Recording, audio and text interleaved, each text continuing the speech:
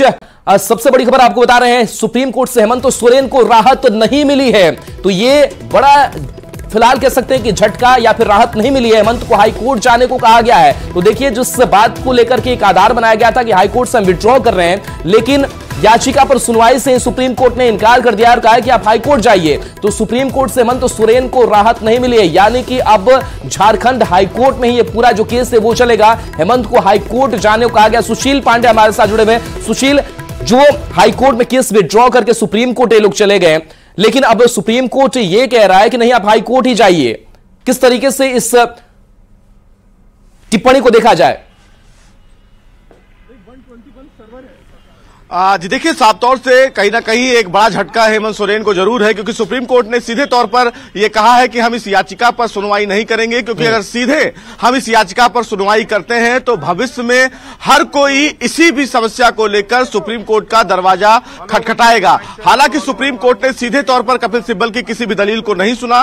कपिल सिब्बल बार बार court में यह दलील देते रहे कि एक बार उनके इस केस के मेरिट को जरूर सुना जाए, लेकिन सुप्रीम कोर्ट ने सीधे तौर पर उनकी इस याचिका पर सुनवाई से मना कर दिया। सुप्रीम कोर्ट ने कहा कि वो इस याचिका पर सुनवाई के लिए इच्छुक नहीं है। आपको पहले हाई कोर्ट जाना चाहिए। आपको हाई कोर्ट का जो जुरिडिक्शन है उसके तहत ही इस पूरे केस में आना चाहिए। बार बार कपिल सिब्बल की तरफ से कहा जा रहा था कि चूंकि इस केस में जिस तरह ईडी ने कार्रवाई की है उस कार्रवाई पर एक बड़ा सवाल खड़ा होता है, लेकिन सुप्रीम कोर्ट ने स्पष्ट किया कि इससे पहले भी कई ऐसे मामले सुप्रीम कोर्ट में आए हैं जिसमें जस्टिस बेला एम त्रिवेदी का बड़ा फैसला है कि अगर इस तरह के केसेस आते हैं तो संबंधित हाई कोर्ट में अपील करनी चाहिए। लेकिन हेमंत सोरेन ने हाई कोर्ट में अपील तो की थी, लेकिन उन्होंने उस याचिका को वापस लेकर सुप्रीम कोर्ट में याचिका दाखिल की। आज सुप्रीम कोर्ट ने सीधे तौर पर हेमंत सोरेन की याचिका पर सुनवाई करने से मना कर दिया।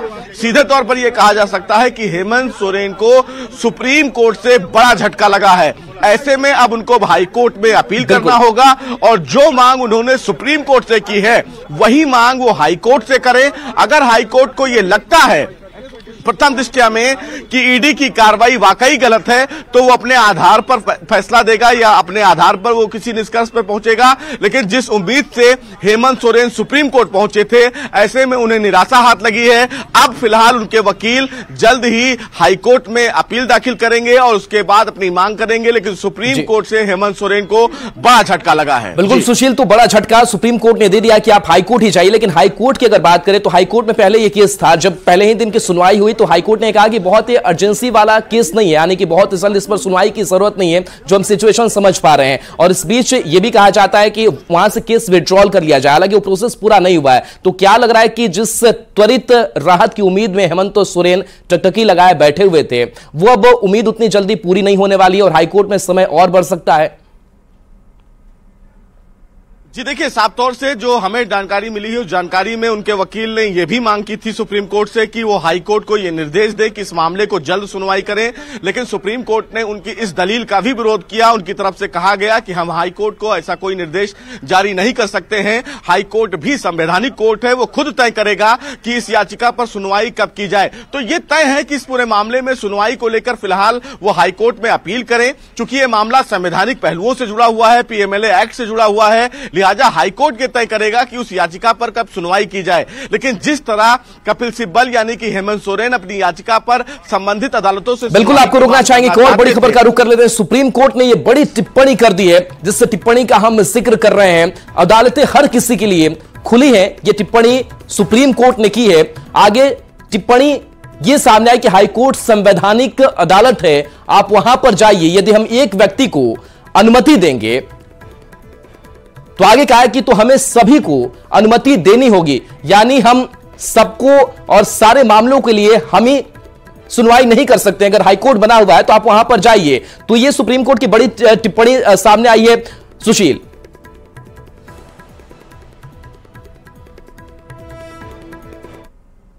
है है कि अगर किसी एक व्यक्ति को वो इस पूरे मामले में सुनते हैं तो निश्चित रूप से कहीं ना कहीं उनको सभी को ऐसे ही डील करना पड़ेगा। और इसीलिए सुप्रीम कोर्ट ने यह स्पष्ट कर दिया कि भाई हमारे लिए सभी बराबर हैं, लिहाजा जो नियम बने हैं, जो कानून बने हैं, उसी आधार पर ही अपील फाइल की जा सकती है। तो ये अपने आप में एक बड़ी बात है कि अगर आपके खिलाफ कुछ भी, आपके खिलाफ इन्वेस्टिगेशन एजेंसी काम कर रही है तो जो संबंधित कोर्ट है पहले आप वहां अपील करें और उसके बाद आप सबसे बड़ी अदालत आए। लेकिन आजकल ये नियम बन गया है कि कोई भी बड़ा आदमी अगर उसके खिलाफ कोई कार्रवाई की जाती है तो वो सीधे सुप्रीम कोर्ट का दरवाजा खटखटाता है, वो हाई कोर्ट नहीं जाता। और अब सुप्रीम कोर्ट ने पिछले कई ऐसे आदेश दिए हैं जिसमें यह कहा गया है कि हाई कोर्ट का भी पर्याप्त अधिकार है, हाई कोर्ट के पास भी संवैधानिक पहलुओं को सुलझाने का अधिकार है। लिहाजा हाई कोर्ट में अपील करना ज्यादा बेहतर है, क्योंकि मामला जमीन के घोटाले से जुड़ा हुआ है, जुरिडिक्शन भी हाई कोर्ट बनता है। लिहाजा सुप्रीम कोर्ट सीधे आना ये फिलहाल कथित सही नहीं है, ये अपने आप में सही। चलिए, बिल्कुल, तो किसी भी तरीके की सुनवाई से सुप्रीम कोर्ट ने साफ तौर से इनकार कर दिया है। आप इस पूरी खबर पर नजर बना करके रखिए, बाकी जो सहयोगी वो भी इस पूरी खबर पर नजर बनाकर रखिए। हम इस खबर पर वापस आएंगे, लेकिन सुप्रीम कोर्ट से बड़ा झटका है हेमंत सोरेन को कि आप जो भी केस लेकर के हमारे पास आए हैं उसको आप हाई कोर्ट में लेकर के जाइए और वहीं पर जो सुनवाई है वो होगी और हम हस्तक्षेप भी किसी तरीके का नहीं करेंगे।